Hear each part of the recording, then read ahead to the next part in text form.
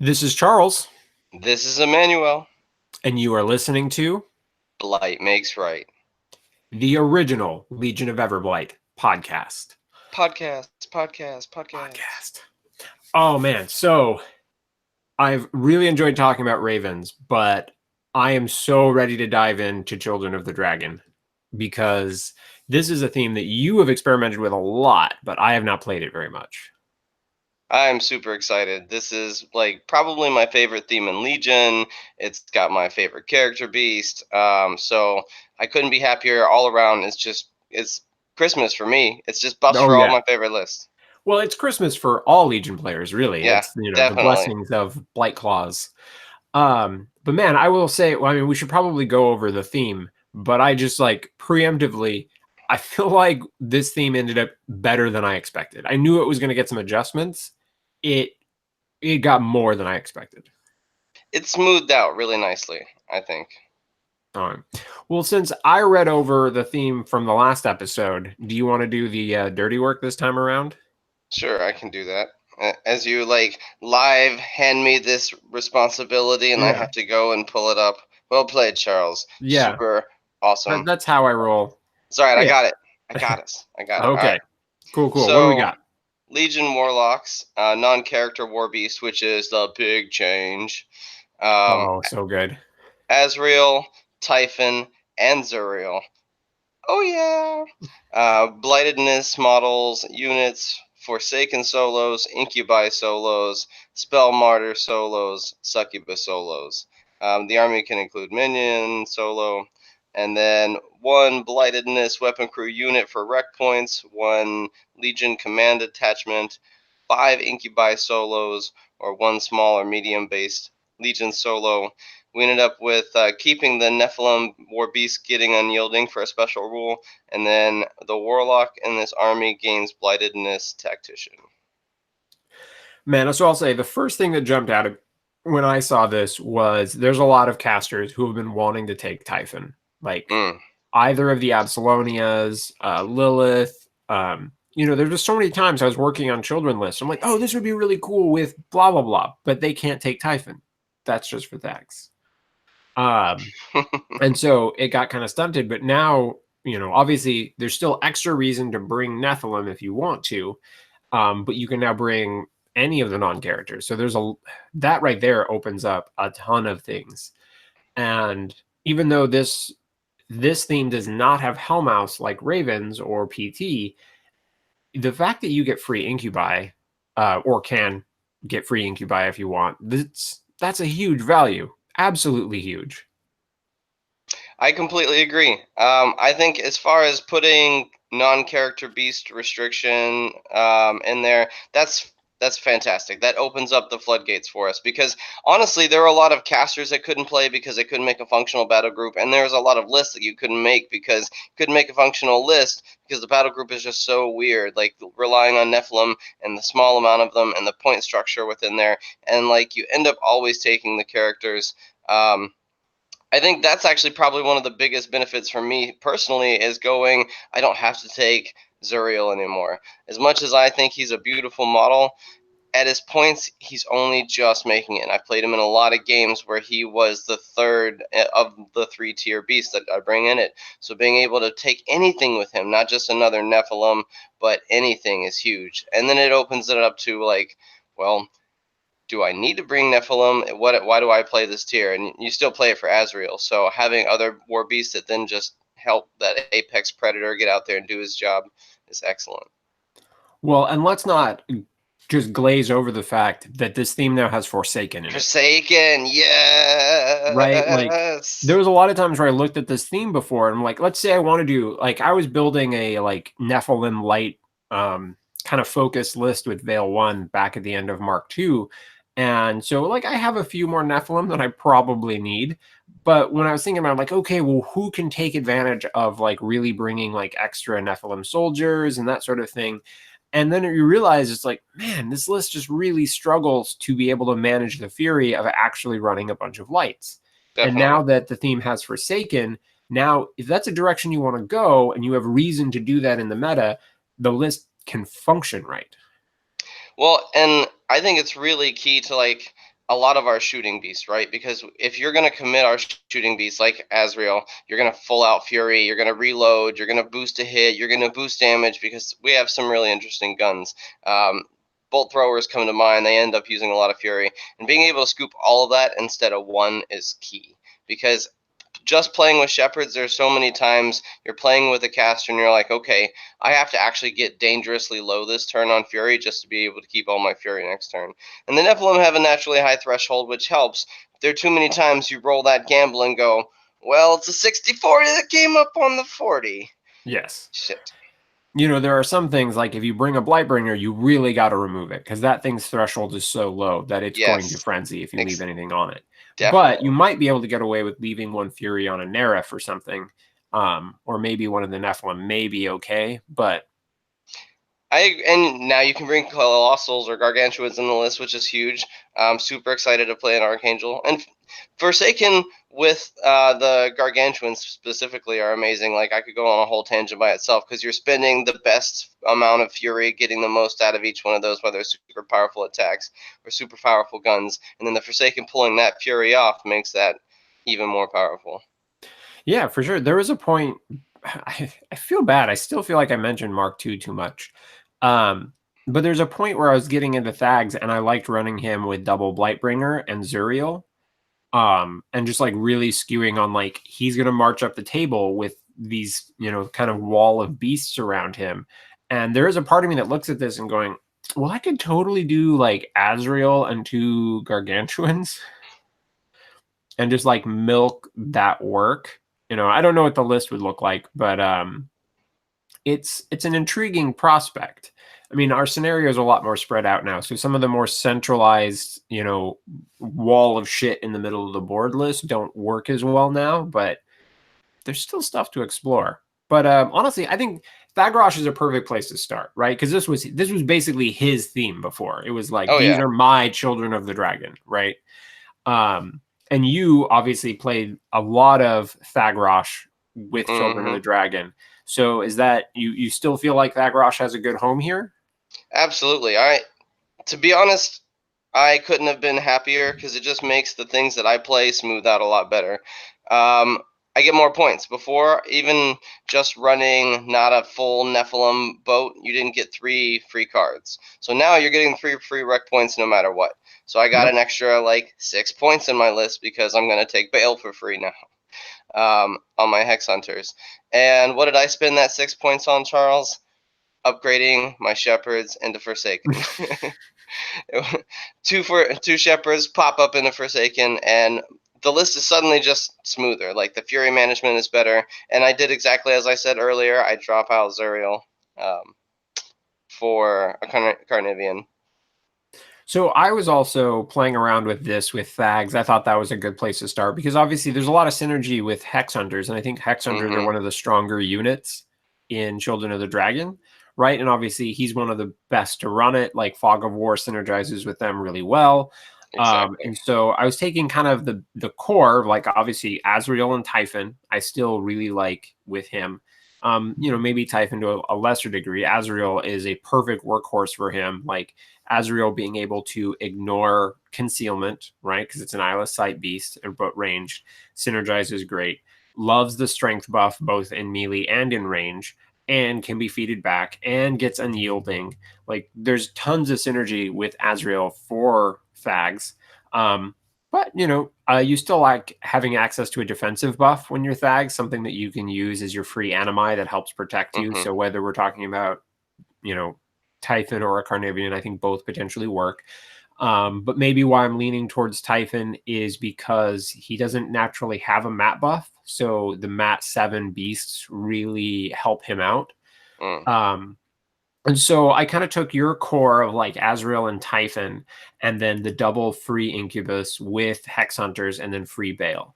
And but I decided to expand on that with like kind of just really workhorse pieces, so you could still do your Thunder Dunk, but if it doesn't if it that position isn't open up for you just yet, you can just keep doing work. And so I threw in 2 Nerfs, a Seraph, and then the Fury management package of like 2 Forsaken and a Shepherd. Now, again, we don't have full war room right now, so every once in a while I find myself like I think I threw a shepherd into a ravens list, and I don't think they actually go in there. So until we have actual war room, I think we may make a couple of errors on there. But when we get into a serious dojo, once war room hits, don't worry, those will be really tightened up. But I like nerfs with Thags. Obviously, they don't get free charges in here, but I've been playing them with Callus, so I'm not really hell bent on having that. But I like the idea of them kind of moving up aggressively, potentially like creating a wall for Thags, where both of them can position in front of Thags to provide a no knockdown wall for him to move really aggressively up the board and be protecting all of his stuff in his shroud.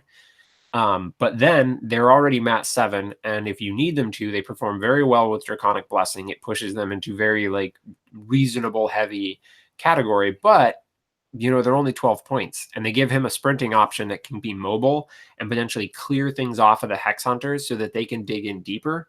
Or what also happens is if you have these incubi that can now like charge in and get these deep threats, but they're right in front of whatever killed that Hex Hunter.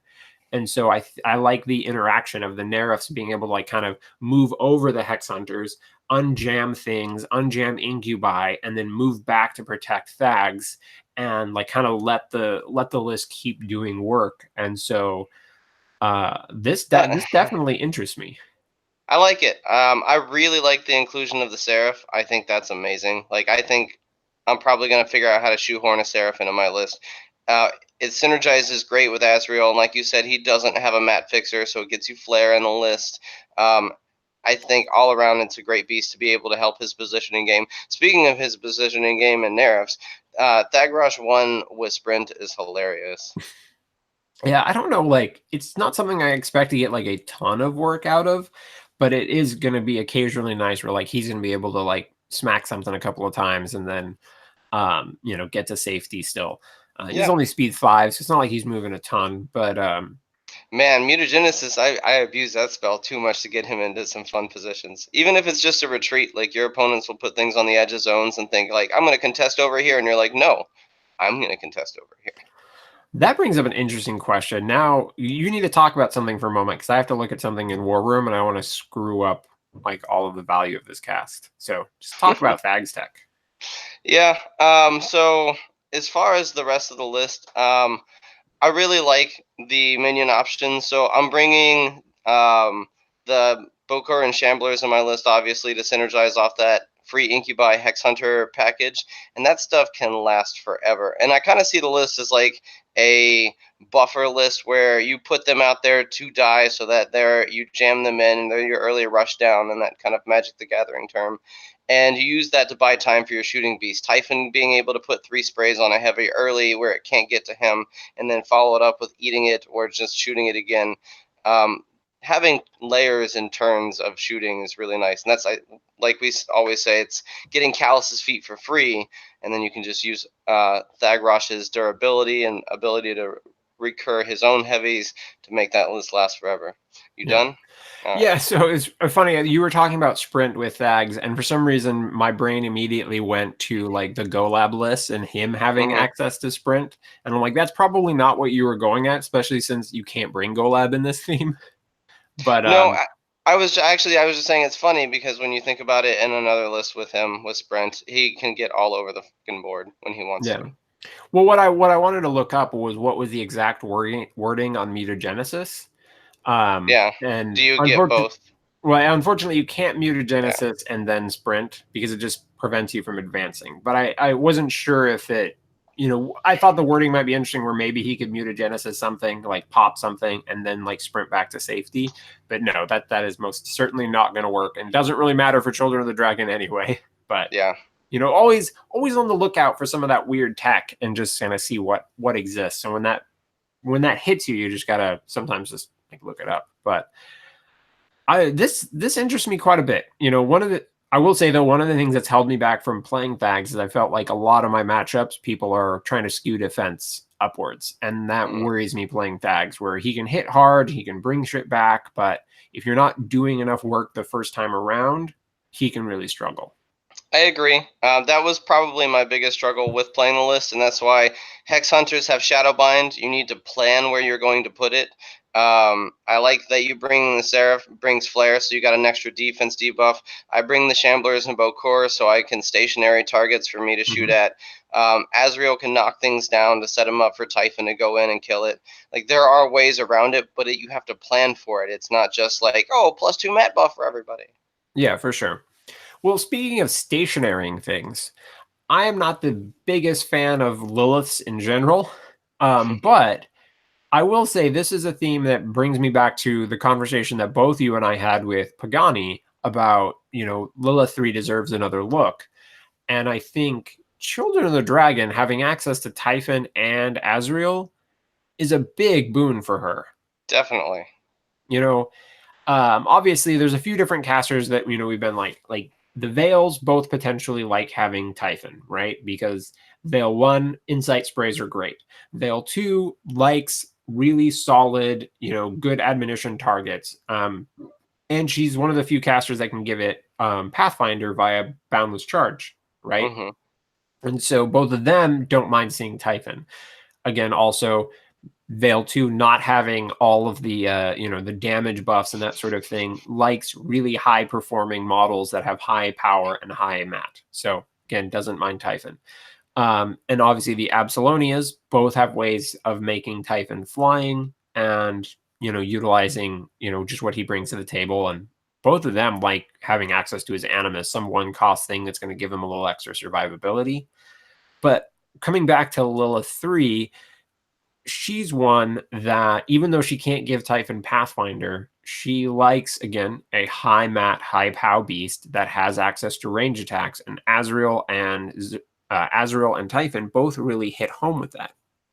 And so that is one where I'm like, if I'm gonna play Lilith 3, that's probably where I put it. I know some people are looking at Ravens for her because of getting access to mark the target. Um, but I'm just not sure she has what she needs without those characters. Maybe someone else will experiment with that. But this one does interest me. And I've always kind of dug the Lilith 3 model. I remember picking it up I think it was at Lock and Load, or no, it was right before a Lock and Load, something like that. And I got it all painted up, and I think I ended up loaning it to JVM and not playing it myself. Or maybe I loaned him on Archangel. I forget what it was. There was something huge base that I ended up loaning to him and not playing myself. I think it Um, was Lilith. yeah. Um, I but like with it. I yeah, like that she gets Tactician in this list. So with her big butt moving around, especially if you're going to bring the Cav, for example, because the um, whatever they're called, the Raptors yeah, are a good option for her, and also a good option in the list. It helps her not be so restricted moving around the table with some other bigger stuff on there. yeah. I mean that definitely helps. One of my biggest concerns though is trying to figure out what unit to run with her, because we were just talking about. I think a lot of the most powerful Children of the Dragon lists are going to be utilizing that Incubi package. I Um, agree. but our NIS are still probably the area that need one of the more help still, like with tweaking their strength or maybe having the appropriate like support package. Because I think NIS swordsmen are costed just fine. We're just the only faction that doesn't have a good way to just give out Pathfinder to a random unit. Like really the only way they can get Pathfinder is with the twins. And Yeah, that's still not even currently Pathfinder. I'm not a fan of swordsmen. They're just victim stat models that die too much. I don't like them. They're not, we don't deliver our infantry super great. I mean, we can kind of buff them, but you're like super buffing a model that even after it gets there and it delivers its weapon master attack, it's probably just gonna die. Right, but I mean they've got a slightly better base stat line than Hex Hunters. They have one more armor, but the same defense. And obviously they don't have access to Prowl, which not saying that they should. Um, but you kind of want to take a unit in here, and it's just kind of the question of what unit fits best. And I do like swordsmen. It's just rough that they don't have the Hex Hunters have magic weapons. They have access Hmm. to advanced deployment. They have Pathfinder. There's a lot of things to like about They have them. a UA with Shadowbind and two Right. weapon master attacks. Well, I mean, it's not, but the UAs for the swordsmen are definitely cool. My concern there is just, we're a Pathfinder and flying faction, and the swordsmen, I just keep looking at them and going, I see too many situations where you get screwed. Yeah. Actually, Um, Tactician really helps Bale because he tends to hide behind his Hex Hunters, and now he can charge through them as needed. I definitely like that. That's a good reminder.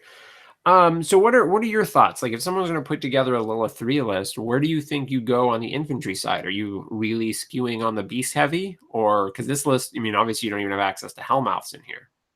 Even if her feat doesn't necessarily synergize and she doesn't synergize with the Hex Hunters, I'd still run the Hex Hunters and Incubi as my immediate package because they're AD and that's what you really want. Because most of the time, especially if you're willing to take that risk with a really fast list, you can just run them at your opponent. Like them plus Incubi is going to buy you a turn or two of shooting or a turn or two of positioning.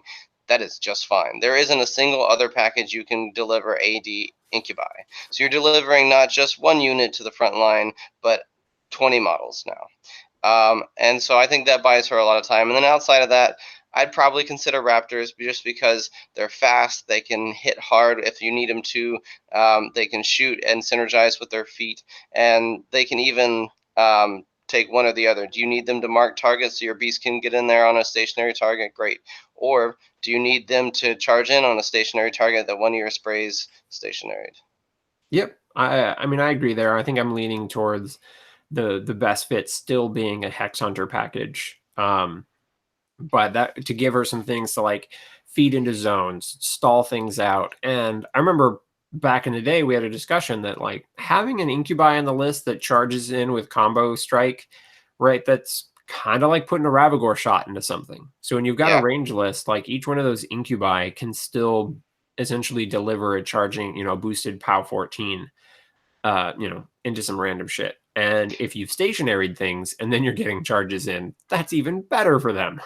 yeah, Auto auto hitting. hitting charging POW 14s. Yes, please. But I don't think, I mean, I guess you could play Zuriel. Like, it's not that Zuriel is over costed necessarily. But I guess I just keep looking at Zuriel and wanting just a little something else. Like, even I'm not excited to run Zuriel with even the twins, giving it stealth and becomes an arc node essentially. I still often don't feel like I have points for Z, which is sad because gorgeous model. Played the hell of it at the end of Mark II. But I still kind of wanted to have something else. So I think for me, I would probably, be going Azrael and Typhon, and then, do I want an Archangel in here? Like, kind of depends how points play out, but Speed 9 Archangel does sound sexy. Mm. It's too bad that she can't get the armor buff from Blightbringer because she's a battle engine, not a warrior. Boo. But I always felt like she was one that likes the Blightbringer. It's just that she just doesn't get that added benefit. Speeding up the Yeah. Blightbringer, putting him up to speed 7, he is a very mat effective option. He's got a gun. There's reasons, but I don't know. I'm excited to see what people work on with Lilith 3 with her because I think if there's going to be something scary, and it's probably going to include Raptors. Let's be honest. hmm Okay, well, where do you want to go with next? This has been a super fun theme, and it opens things up very differently than Ravens and PT. Well, I'd say one of two directions. So, as we've been talking about Lilith 3, I've been thinking a lot about Lilith 1, just because she's somebody I already played in Children, and I think that since it's getting better and the rec points get better and the way she can take different beasts gets better, it's awesome.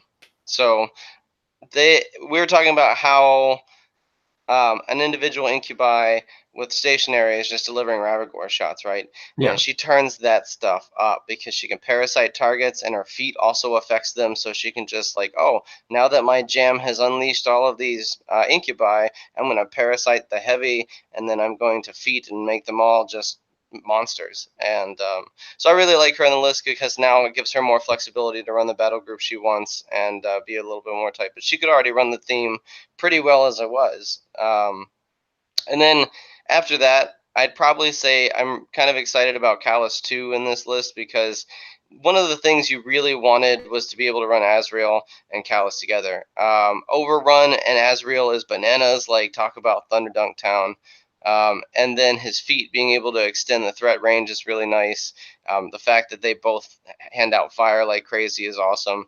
But you want to run some Archangels or Carnivians or something else in there to also hand out Pathfinder and maybe Rakes or Scythians, like other amazing options with Callus that you couldn't get in Children before. Now you have all of those options. And I think the one thing that the Hex Hunters tend to lack is being actually threatening in combat. And so losing the native stealth from Thags is kind of sad from Fog of War, but now getting to be Weapon Master when it really counts is really awesome. And then it makes Bale just insanely threatening because they can get in and Shadowbind a target, and he can deliver two like super Weapon Masters into something. Um, No, you're totally like actually while you were talking about that, and I was thinking about tactician. One of the things we talked about on a previous episode was defending your own zone and utilizing Rake's countercharge or granting countercharge mhm. to like your warlock to potentially help you protect that zone from like that random thing that just runs in there to contest. And if they do that at the end of the turn and you get to like countercharge into it and murder it, then suddenly that can change the whole dynamic of a game where they have to be dedicating something else to run in there, or they just may not realize it or may not have two things that can get there because sometimes it's that super fast solo is the only thing that can potentially get in there.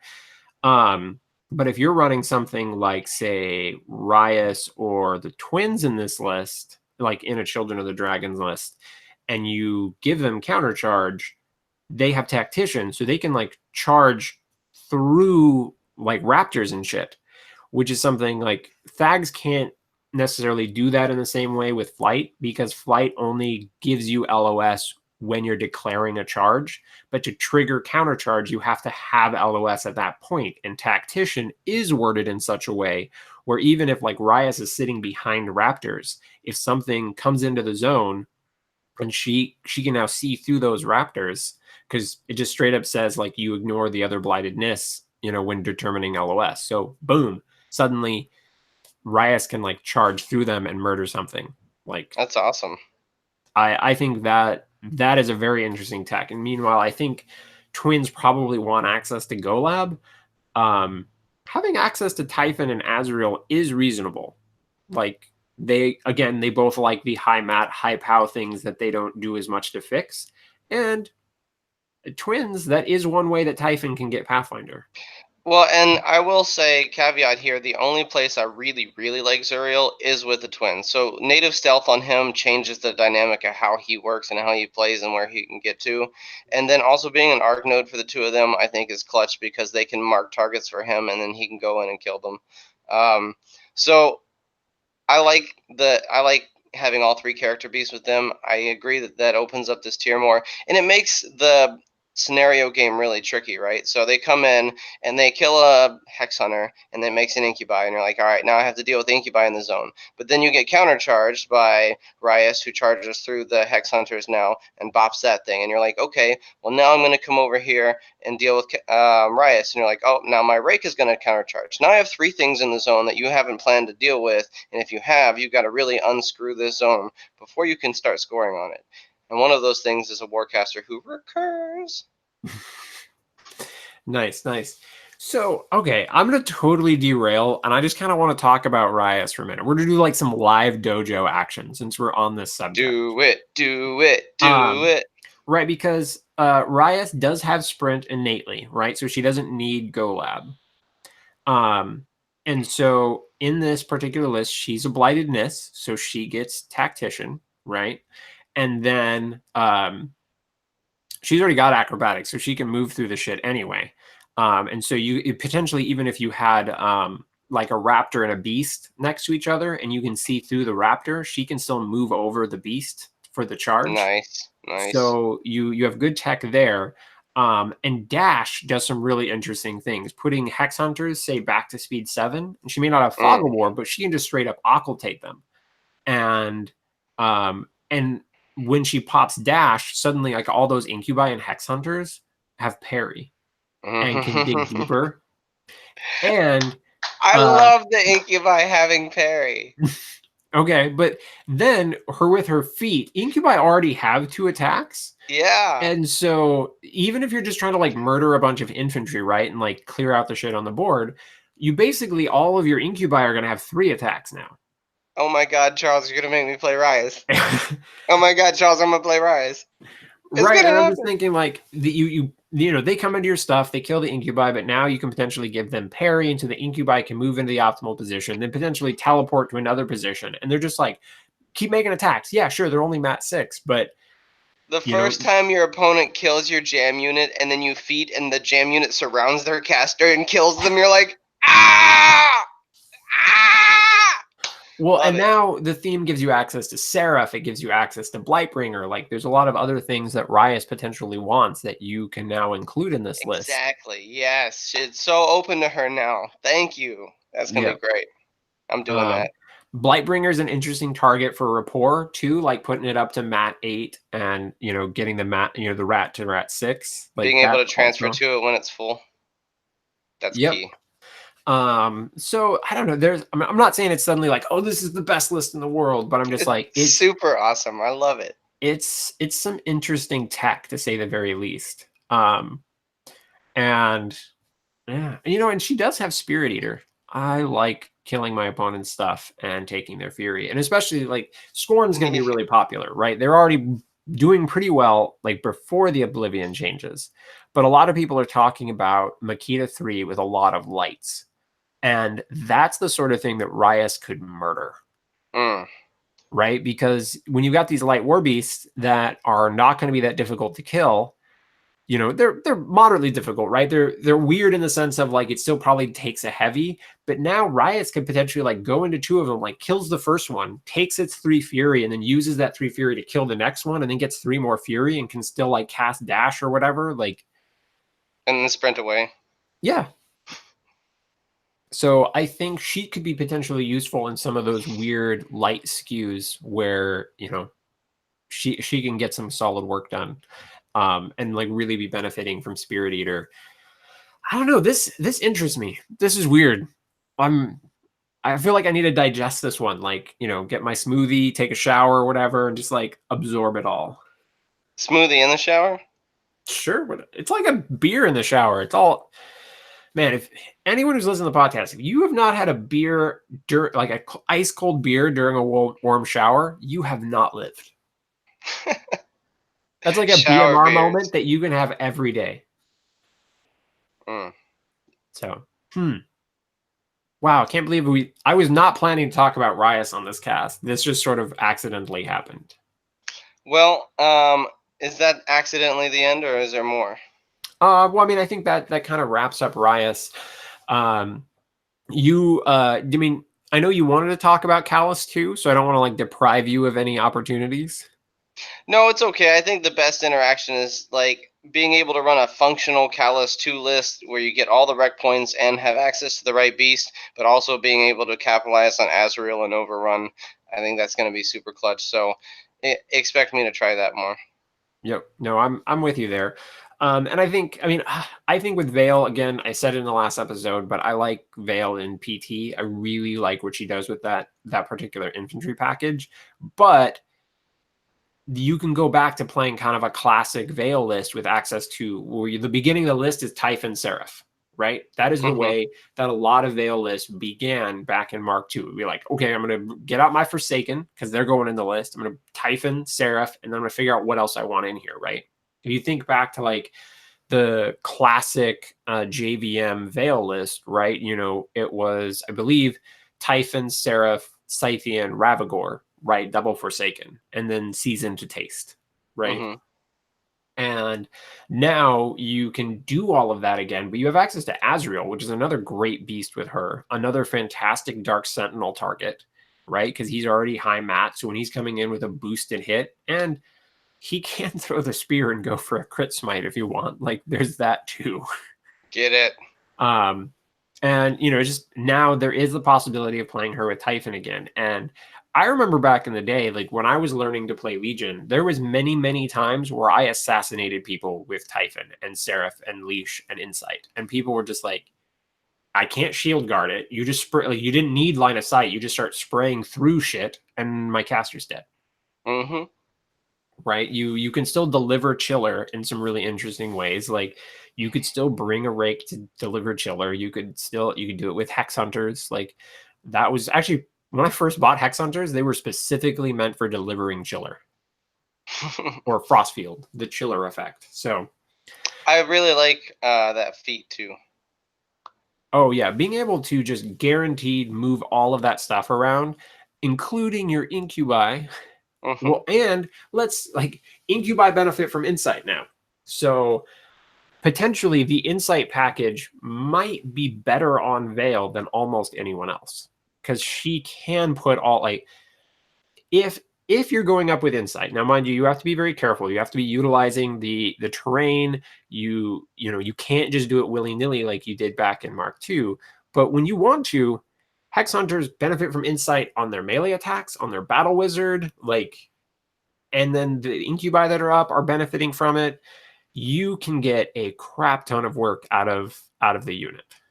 Definitely. One of my favorite things too is like you can jam and get up there and kill things with your hex hunters, and then shadow bind them all, and then feed back the hex hunters and just leave the incubi. Oh, that's delightful. Well, you could actually move the incubi past them, right? You just Yeah. like leave them shadowbound. The incubi go into like the back row, and then the hex hunters back up, or vice versa. Incubi back up to be able to charge, and the hex hunters dig deep, right? Yep. So that if you take They free hold strikes, things. you can shadowbind them. Yep. So many good synergies. Yeah, this is.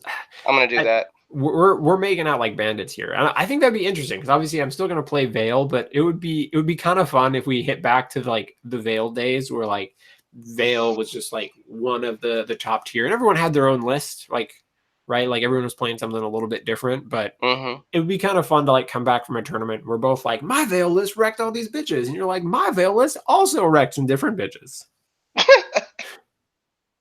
Yeah, that's a quote, right? Direct quotes. We're gonna put that on as the Yeah, headline. My Veilless wrecks some bitches. that's just going to be the title of the episode. We're both like some weekend, whether it's a con or something, um, or we both do a tournament. Like you're in, Arizona, I'm in Washington. We just both come back to talk about our tournament. It's like the summary is just Vale wrecked some bitches. Like, It's gonna happen. so. Man, I'm excited. There is so much list building to do. Like I keep throwing some stuff up in Discord and people are like, "Hey, well what are you focusing on like with this? Like what's your target matchup?" And I'm like, "I get these questions because trust me, I'm asking myself, but right now I am just barely figuring out what fits." Dude, I don't think, when people ask about what matchups are right now, I'm gonna tell you nobody knows. Like nobody knows what matchups are gonna be like because even every other faction's going through the same thing we are right now. They're all looking at their new tiers and going, either this fundamentally changes how we play, or this changes just enough to make all these options more viable. And so the whole the new post tier meta is going to be very, very different than what we're used to. Expect to Team just get good. apocalypse. Get good, nerds. All right. All right. Well, listeners, thank you for, watching and listening to us tackle another one of our themes. We've still got two more to talk about, Dose. and it's going to be fun. Like I'm excited for oracles. I'm excited for even the Oracles. changes. What's that? You said oracles. Oracles? That's what Whatever. you. Yeah. I'll call it whatever I want. Oracles. It's the Ordic oracles. Yeah, for sure. That's a Oracles of football team. annihilation. There you go. You get a But bunch of blighted dwarves. I don't even know what's going on anymore. I don't know. I'm just excited. I've got stuff that I'm building in probably every theme, and there's interesting stuff to explore. And I think the biggest thing I want to say to the community right now is like we've just gotten a huge thing handed to us, right? Obviously, Legion's been behind the curve in the sense of variety at the very least. Depending on how you feel, maybe you thought we were a weaker faction, but we've had good options. We just kind of struggled to build them, and now we really are finally getting a great chance to explore that and get ready to collect some tiers. That's the most important thing. But Get keep your in mind, chalice ready. have some reasonable expectations for what sort of things happen. Like you're like, for example, I'm just going to say it right now. I am happy that we do not have a beast theme, right? Like I don't want like the Gatsby 3 list where if I play this one specific thing, then all of my dudes get carapace or whatever. I don't want to just play beast in one theme. I want to be able to play beast with whatever the fuck I want, which is what we got. We ended up with things exactly the way that I want them, which is we can now play just about any variety of beasts with whatever infantry package we like, and we have a theme for all of it. And that's where I want to be. I want to be in the creativity mode, and if we need more adjustments to the beast, then it's going to be a general adjustment that ends up benefiting all of the themes, as opposed to we're going to get one theme that band-aids a problem, and then that's the only theme where you have that band-aid. I don't want that, and we're not getting that, and I'm happy about it. I agree. Our tiers look great. Everybody else's tiers are going to be even more amazing. Literally. Yeah, well, I mean, not everyone's tiers are going to be as amazing as ours. We can't all have the blighted blessing of JVM. All right. Well, listeners, again, thank you. We're going to have more theme talk for you, and then hopefully some tournament reports coming after we finish these. But guess that's time. Lights out.